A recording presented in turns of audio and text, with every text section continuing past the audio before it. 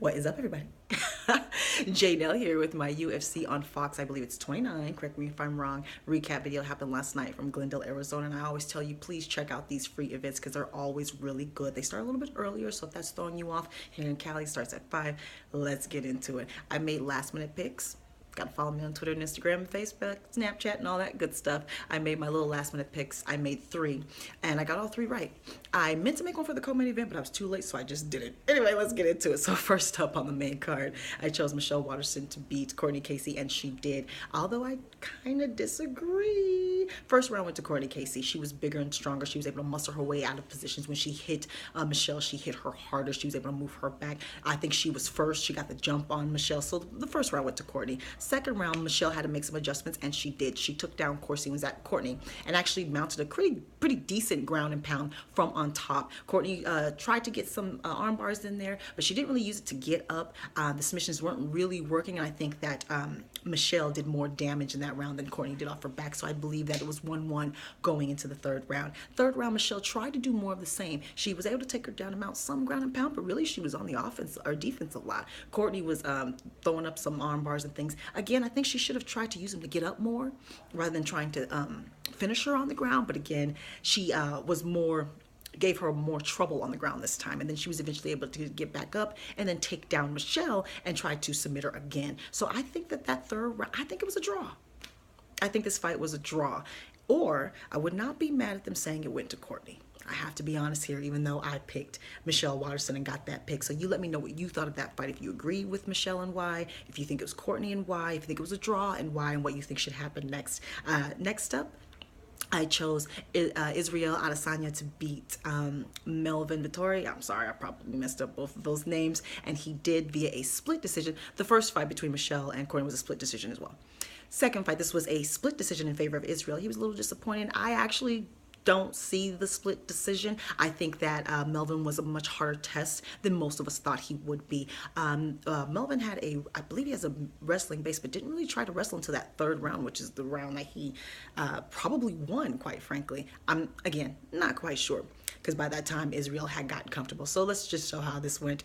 Melvin was not scared. He tried to go in his face the whole time, but instead of getting inside of that range, he kind of hung back into Israel's range, and he got comfortable. He is a stunning striker. He goes for I see the John Jones comparisons due to his measurements, the long arms and skinny legs and things of that nature, but I don't quite think he kind of gave me more of an Anderson Silva with his selective offense, especially since seeing how he takes off the first round too, and he kind of measures the distance and all of that, gets his range together, sees how his opponent defends himself, then he turns it on in the second round, which is what we saw here. First round was close, but I still gave it to Israel because I think when he landed more, although I'd have to see the numbers on that because, again, Melvin did go at him. Second round was definitely Israel. He not only landed more, he landed more accurate. It was difference in the shot selection, head body.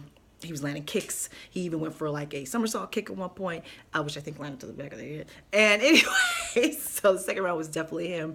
Third round, more of the same, except for Melvin started to wrestle him, and we saw some holes in Israel's game. He's got some holes on the ground. He looked very amateur on the ground, and it made me think if Melvin would have done this from the beginning, maybe he could have won this fight, but it was a little too late. Split decision in favor of Israel. Let me know if you agree, and who do you think he should fight next. Now, this next up, the co-main event. Again, I meant to make a prediction. I didn't get it out in time, so I just didn't do it, but we saw Alex Cowboy Oliveira take out Carlos Condit in the second round via, it was a rear naked choke. No, it was a guillotine. And he had it for a while standing, and then he went down to the ground. It looked like Carlos was going to get out of it, but he didn't. He ended up tapping. He had bloody face, and I believe it was blood from Alex, because the first round, I think Carlos probably won. So it was actually a really good fight. Go back and watch it, but I did not make a prediction for that. Alex won. Who do you think he should fight next? And what do you think should be next for Carlos Condit? He still has the skills, but I don't know if he has the motivation. This is not the same Carlos Condit, and it's not like he's crazy old and went through crazy injuries. Maybe he retired for a reason. I don't know. You guys, let me know what you think about his performance there and what you think should be next for Carlos Condit, and of course, Alex Cowboy Oliveira. Next up, main event, and I got this pick as well. I chose Dustin Diamond Poirier to beat Justin Gaethje, and I was nervous about this pick the entire time.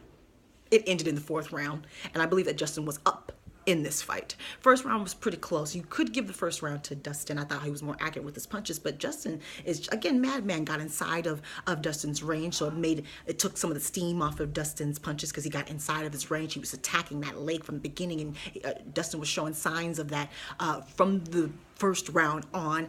Severely hampered his movement, made it so it hampered all of his movement. It just made him more of a stationary target. It also had him backpedaling a lot. He never really took the center of the octagon. Dustin was always on the outskirts, moving laterally, but he was always backpedaling. It was Justin moving forward. It was Justin and Dustin was throwing it back. But again, I think Justin was ahead going into this fourth round, and I think the first three rounds kind of went the same way. With Dustin landing his shots, trust me, and Justin wore it on his face. He was bloodied up from the first round on, so Dustin was, of course, landing him. He had the sharper strikes, he had the longer combinations, but it just seemed like Justin was disrupting his movement, disrupting everything, and Justin seemed to be landing a bit harder. He stunned Dustin a few times, made him move back, wobble a few times. At the end, I believe it was the second or third round there, we were like, oh, snap. And Dustin's movement was really hampered, and you kind of thought this is going to end soon in favor of Justin.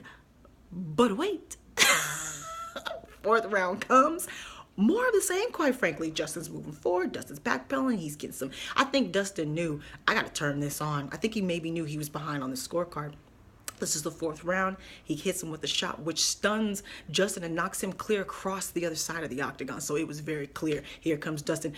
His movement was hampered so much he couldn't even really attack, but he got up on there, put together shots. He didn't blow his load because this took some time. Justin got a big old hard head, so he was moving and sliding and stumbling all over the place. He should have grabbed him, but I think he was just so out of it. His instincts was out of it. He should have grabbed him and tried to wrestle, but he didn't. He was just stumbling and fumbling, and Dustin kept walking him down, punching, walking him down, more to the face, walking him down, stumbling, trying to grab his hand, walking him down, until eventually he pretty much stumbled to all fours, and ref had seen enough steps, stop the fight. It was a great stoppage.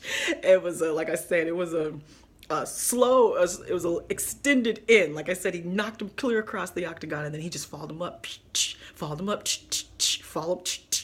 And it took a minute because Justin's a warrior, but it ended in favor of Dustin Diamond Poirier. And at the end, he said, you know, I've had 20 some odd fights, this many victories, both two weight classes. I'm a name, all this, the other, you know, Dana, Sean, Shelby, everybody, Khabib. I want my title shot. So you let me know if you think he's deserved a title shot. The only people in front of him are Edson, Tony, who's out, I believe Conor McGregor, who in my opinion is out, and one other fighter. So yeah, I think this is the time for him to call for that title shot. So who do you think should be next for Dustin Diamond Poirier? Let me know how you did on your picks, any injury updates. Let me know how Dustin's leg is, because he was showing it afterwards with trying to get out of that cage. Any injury updates, what you thought, of course, of that Michelle Watterson fight.